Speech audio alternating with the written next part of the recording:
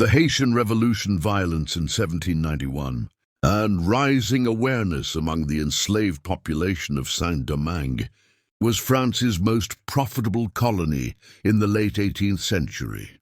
Coffee, indigo, and cotton, however, this wealth rested entirely on the backs of enslaved Africans, making Saint-Domingue the most unequal slave society in the world. They were forced to work from sunrise to sunset and denied all basic human rights, separated from their families, cultures, and languages. Death rates were so high that plantation owners, rather than sustaining families, was rigidly divided in two. At the top were the Grands Blancs, enslaved labor and political power, poorer white workers, artisans. Then came the free people of color, people themselves. At the bottom were the enslaved Africans. These divisions created constant tension, and enslaved people lived with suppressed rage. Ideas from the Enlightenment, fuel to this explosive situation. But these ideas rarely included enslaved Africans. Its message reached Saint-Domingue through newspapers, sailors, and officials. Yet slavery continued. Free people of color used the same language to demand legal equality. If freedom was a universal right, why were they excluded? Carried through whispered conversations, did not begin suddenly with fire, and it was the result of decades of suffering. Injustice, Saint-Domingue, located on the western part of the island of Hispaniola, it produced enormous quantities of sugar, making France one of the richest powers in Europe. By 1791, nearly 90% of the colony's population was enslaved. Enslaved people lived under constant brutality, punished harshly for even small mistakes. Many were recently taken from Africa and thrown into a system designed to break both body and spirit. Constantly imported new enslaved people. The Society of Saint-Domingue, classes based on race and wealth. Wealthy white plantation owners who controlled land. Below them were the petits blancs, and overseers who owned little but fiercely protected their racial status, many of whom were mixed race and sometimes owned property or even enslaved, yet were denied equal rights with whites, who endured the worst conditions imaginable. Whites feared rebellion. Free people of color resented discrimination. Violence was already part of daily life long before the revolution began, and the French Revolution added. Philosophers in Europe spoke of natural rights, liberty, and equality. When the French Revolution erupted in 1789, the Declaration of the Rights of Man declared that all men were born free and equal. White colonists used revolutionary language to demand greater autonomy from France. Enslaved people listened, learned, and noticed the hypocrisy. This question spread quietly across plantations.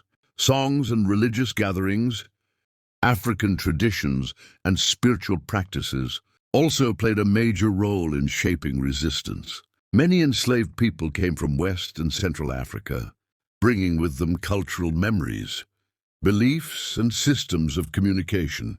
Vodou, a spiritual system blending African religions with elements of Catholicism, became a source of unity and strength. It allowed enslaved people to organize secretly, share information, and maintain a sense of identity. In August 1791, a famous Vodou ceremony took place at Bois Caïman, where leaders reportedly swore an oath to overthrow the system of slavery. Whether every detail of the ceremony is historically exact or not, its symbolic importance is undeniable. It represented the moment when scattered suffering turned into collective resistance. Soon after, rebellion exploded across the northern plains of Saint-Domingue. Enslaved people rose in massive numbers, burning plantations, destroying symbols of oppression, and attacking their former masters. Within days, hundreds of sugar estates were in flames. The uprising shocked colonial authorities and terrified the white population. This was not a simple riot. It was organized, determined, and widespread.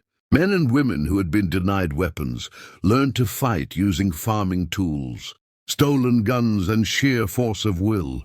The rebels did not all share the same goals at first.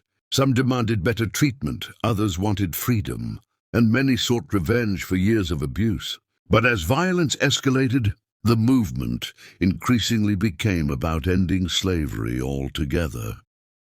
The early months of the revolution were chaotic and brutal on all sides. White militias responded with extreme violence, executing captured rebels and attempting to crush the uprising through terror. At the same time, rebel leaders emerged from within the enslaved population, gaining influence through courage, strategy, and spiritual authority.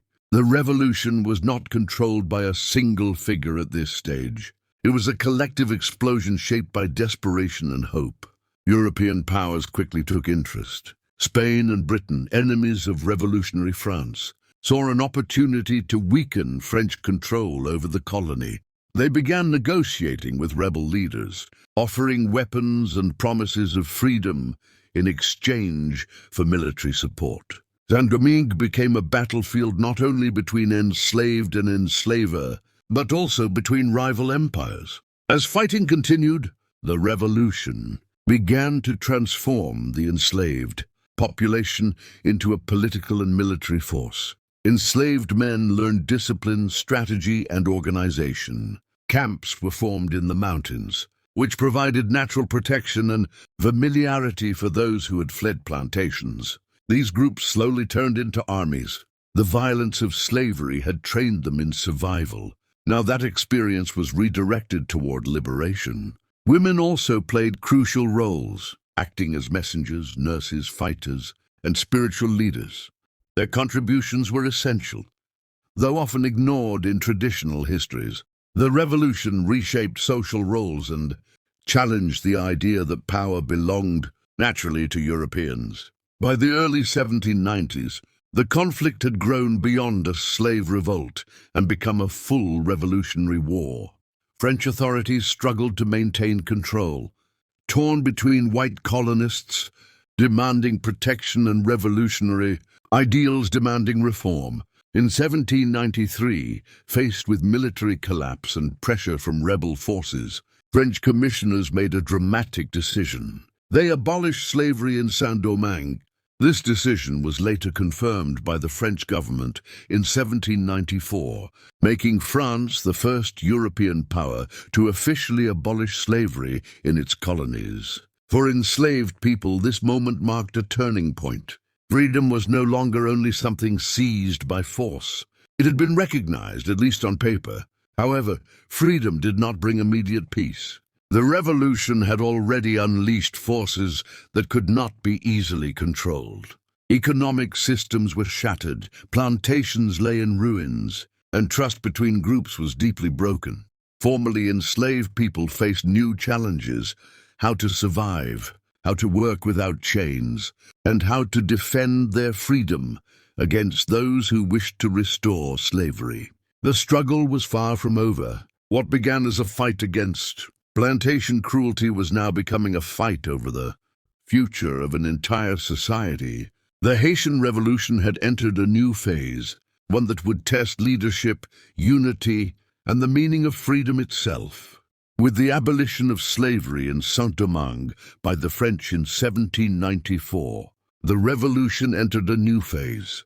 Formerly enslaved people were now legally free, but the question of leadership and governance became urgent. In this turbulent period, one man rose above the chaos to guide the revolutionary forces with unmatched skill and determination: Toussaint Louverture.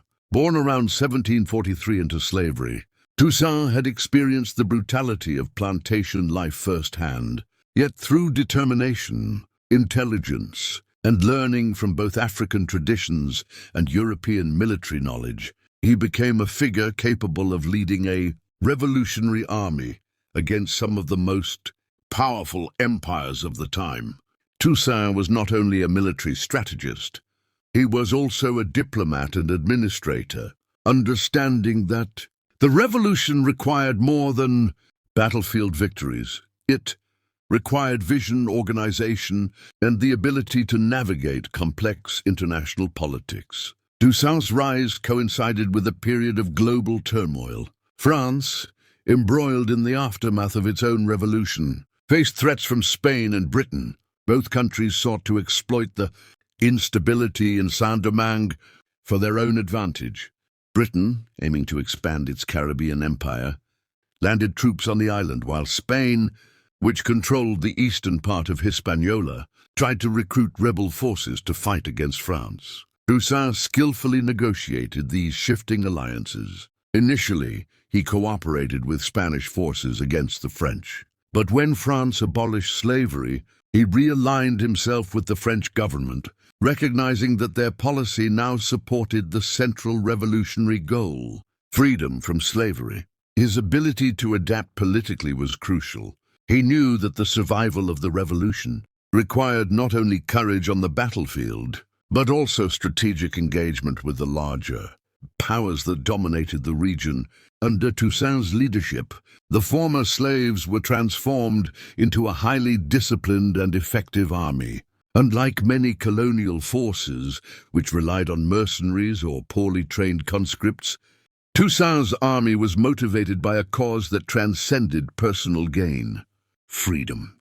Soldiers understood that their victories on the battlefield secured their very existence and the right to live as free people. They adapted European military techniques while maintaining guerrilla strategies suited to the mountainous terrain of Saint-Domingue. The rebels' knowledge of the land gave them a significant advantage over foreign invaders. By the late 1790s, Toussaint had consolidated control over the northern and central parts of the colony, establishing an administrative system, collecting taxes to sustain the army, and even revitalizing plantations with paid labor rather than enslaved labor. Despite these advances, the revolution faced continuous external threats. Napoleon Bonaparte rose to power in France, bringing with him ambitions of rebuilding a vast colonial empire. In 1802, he sent a massive expedition to Saint-Domingue, comprised of tens of thousands of troops, including experienced soldiers and officers, aiming to restore French authority and reinstate slavery. Toussaint Louverture, understanding the gravity of this threat, prepared his forces for one of the most challenging campaigns of the Revolution. Battles were fought with extraordinary intensity, and both sides suffered immense casualties. European troops were unused to the tropical diseases of the Caribbean, particularly yellow fever, which decimated their ranks. Haitian forces, though smaller in number, maintained high morale, driven by their desire to defend freedom and their homeland. Toussaint himself demonstrated extraordinary strategic genius during these campaigns. He knew when to engage the French directly and when to employ guerrilla tactics, avoiding total annihilation while inflicting maximum damage. His leadership was not only military, but also psychological. He inspired his troops, maintained loyalty among diverse groups of soldiers, and carefully negotiated with foreign powers to secure supplies and temporary truces when needed. Toussaint's ability to combine military, political, and moral leadership made him a unique figure in the history of revolutionary movements. His vision extended beyond the battlefield. He imagined a free Saint-Domingue, where former slaves could cultivate the land, participate in governance, and establish a society based on equality and justice. However, despite his brilliance, Toussaint faced betrayal. In 1802, Napoleon tricked him into negotiations, offering guarantees of peace and loyalty to France. Trusting these promises, Toussaint agreed to discussions, only to be captured and deported to France. He was imprisoned in Fort de Joux, a remote fortress in the Jura Mountains, where he faced harsh conditions and eventually died in April 1803. Toussaint's death was a significant blow to the revolutionaries, yet his legacy had already been established. He had created a disciplined army, a functioning administration, and a vision of independence that could be carried forward by others. Leadership passed to capable generals such as Jean-Jacques Dessalines, Henri Christophe, and Alexandre Pétion, who continued the struggle with determination. The revolution's continuation after Toussaint's capture was a testament to the deep commitment of the Haitian people to freedom. Dessalines, in particular, emerged as a forceful and uncompromising leader. Unlike Toussaint, who often sought compromise and careful diplomacy, Dessalines focused relentlessly on defeating the French completely and ensuring that slavery could never be restored. The revolution became a war of survival. Battles between Haitian forces and the French army were brutal and widespread. European tactics were initially dominant, but they could not overcome the combination of local knowledge, guerrilla strategies, tropical diseases, and the unwavering determination of the Haitian rebels. Over time, the French army was worn down, facing not only battlefield defeats but also massive mortality from yellow fever, malnutrition, and exhaustion. At the same time, the Haitian Revolution became a global symbol of resistance against oppression. News of the uprising and its successes spread throughout the Caribbean, North America, and Europe. Slaveholders in the Americas watched in fear as enslaved people in Saint-Domingue demonstrated that freedom could be achieved through organized resistance. Abolitionist movements in Europe were inspired by the courage and determination of the Haitian rebels. The revolution challenged the fundamental assumptions of colonial powers, which had relied on the belief that enslaved people could never rise against their masters. By 1803, it was clear that the revolution had shifted from a regional uprising to a transformative global event, reshaping the political and social landscape of the Atlantic world. Despite the absence of Toussaint, the revolutionaries maintained unity, though tensions existed. Leaders like Dessalines understood that internal conflict could be as dangerous as external threats. Political and social organization became essential. Former slaves now had to govern themselves, decide how to redistribute land, establish a functioning economy, and ensure security against possible foreign intervention. These challenges were immense. Saint-Domingue had been devastated by years of war, plantations destroyed, cities burned, and infrastructure ruined. Yet the Haitian people's determination to remain free drove them to rebuild, even in the midst of ongoing conflict. Every victory against French forces reaffirmed their belief in the possibility of independence. By late 1803, the situation for French forces had become untenable. Exhausted by years of fighting, disease, and the sheer resilience of the Haitian army, the French commander realized that the expeditionary force could not maintain control. Haitian forces launched decisive campaigns, attacking strategic locations and gradually driving the French into retreat. The revolution, which had begun as a desperate fight for freedom in 1791, was now on the verge of achieving independence. The legacy of Toussaint Louverture's leadership, combined with the strategic acumen and resolve of Dessalines and other generals, ensured that victory was within reach. The Haitian Revolution had moved from local rebellion to full-scale national liberation, altering the course of history, not only for Saint-Domingue, but for the entire Atlantic world. By late 1803, after more than a decade of continuous struggle, the Haitian Revolution had reached its decisive phase. The French expeditionary forces sent by Napoleon Bonaparte, once considered nearly invincible, were exhausted, demoralized, and ravaged by disease.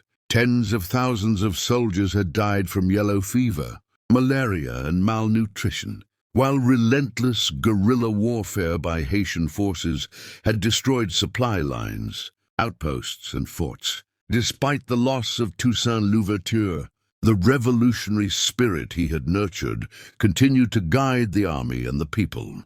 Jean-Jacques Dessalines, one of Toussaint's most capable generals, assumed the mantle of leadership.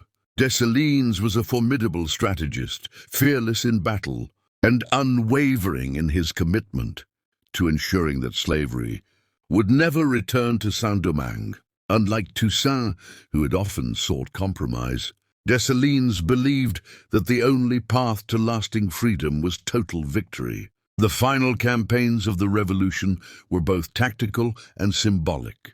Haitian forces attacked key positions held by the French, often using scorched earth tactics to deny the enemy resources while leveraging their intimate knowledge of the terrain. Battles were fought with extreme intensity, as both sides recognized the high stakes.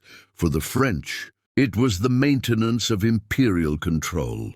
For the Haitians, it was the survival of their freedom. Thousands of formerly enslaved men and women, motivated by the vision of a society free from bondage, participated in the struggle. Women, who had played vital roles throughout the revolution, continued to serve as messengers, nurses, and fighters, ensuring that the movement remained cohesive and coordinated despite the chaos of war. In early November 1803, Dessalines and his forces achieved a crucial victory at Vertières, near Cap Haitien. The battle, fought with extraordinary bravery and strategic skill, decisively defeated the French forces. By this point, Napoleon had abandoned plans to reclaim Saint-Domingue and was preoccupied with European campaigns. The surviving French troops were forced to surrender or retreat, unable to sustain themselves in the hostile environment and under constant attack. Dessalines' leadership had turned what began as a desperate uprising into a full-scale military triumph over one of the most powerful empires of the world. The victory was not only military but also moral. It demonstrated to enslaved and oppressed peoples everywhere that freedom could be won, even against overwhelming odds. On January 1st, 1804, Dessalines officially declared the independence of the nation of Haiti. The name Haiti derived from the indigenous Taino language, meaning land of mountains, honoring the island's original inhabitants, and signaling a complete break from colonial domination. Haiti became the first independent black republic in history and the first nation in the world born from a successful slave revolution. This historic event had profound global significance. Slaveholders in the Americas were horrified, fearing that their own enslaved populations would be inspired to rise. European empires were shaken, forced to recognize that colonial power was not absolute. Haiti's independence sent a message across the Atlantic. The struggle for freedom and equality could not be ignored or suppressed indefinitely. Dessalines and other revolutionary leaders faced the immense challenge of building a functioning nation after years of war. The infrastructure of Saint-Domingue had been devastated. Plantations were destroyed, cities burned, and trade disrupted. Many former plantation owners had fled or been executed. The population had been reduced by conflict and disease. Yet the revolutionary leaders understood that Haiti's survival depended on creating stability, establishing governance, and ensuring the continued freedom of its people. Dessalines initially implemented a system that retained elements of plantation production, but ensured that laborers were paid and treated as free citizens. Land redistribution was attempted, giving formerly enslaved people control over plots to sustain their families and communities. Haiti's emergence as an independent nation posed unique diplomatic and economic challenges. Most European powers, particularly France, were reluctant to recognize the legitimacy of a black-led republic. In 1825, years after independence, France demanded a massive indemnity in exchange for formal recognition, forcing Haiti to pay an enormous sum that crippled its economy for generations. The United States and other nations were cautious in their dealings with Haiti, fearing the revolutionary example might inspire enslaved populations at home. Despite these obstacles, Haiti survived. maintained its independence, and became a beacon of resistance and pride for black people around the world. The revolution proved that enslaved people could overthrow oppression, govern themselves, and create a new society based on freedom and dignity. The Haitian Revolution had lasting global impacts. It reshaped the Atlantic world, influencing debates about slavery, freedom and human rights. Abolitionist movements in Europe and the Americas cited Haiti as proof that emancipation was both morally just and politically feasible. The revolution also exposed the fragility of colonial power structures, demonstrating that European empires could be challenged by unified, determined populations. In addition, the revolution disrupted the global sugar and coffee trade. With Saint-Domingue no longer under French control, prices fluctuated, trade networks were reorganized, and other colonies were pressured to reconsider their labor systems. Beyond politics and economics, the Haitian Revolution was a profound cultural and psychological event. It challenged the pervasive notion that black people were incapable of self-governance or military prowess. For enslaved Africans and their descendants, Haiti became a symbol of hope and empowerment. The revolution reinforced the idea that freedom is not granted, but fought for, and that dignity cannot be compromised.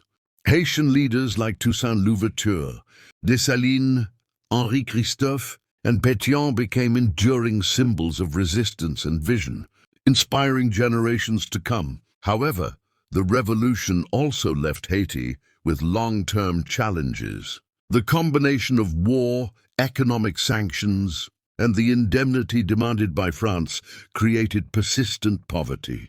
Political instability arose as different factions vied for power, sometimes leading to authoritarian rule or regional divisions. Rebuilding infrastructure, education, and trade networks proved difficult, under constant financial and diplomatic pressure. Yet despite these hardships, Haiti's existence as an independent nation remained a testament to human resilience and determination. The Haitian Revolution demonstrated that the pursuit of freedom can reshape nations, societies, and global perceptions, even in the face of overwhelming adversity.